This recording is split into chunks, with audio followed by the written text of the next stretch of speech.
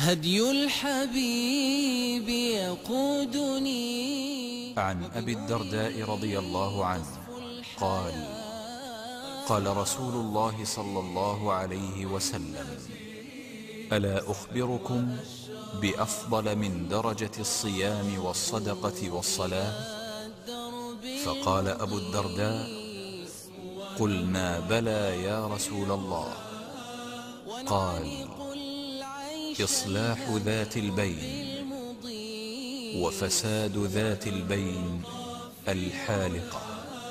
ونعانق العيش الهني، نحيا ونرشف من شذا، نحيا ونرشف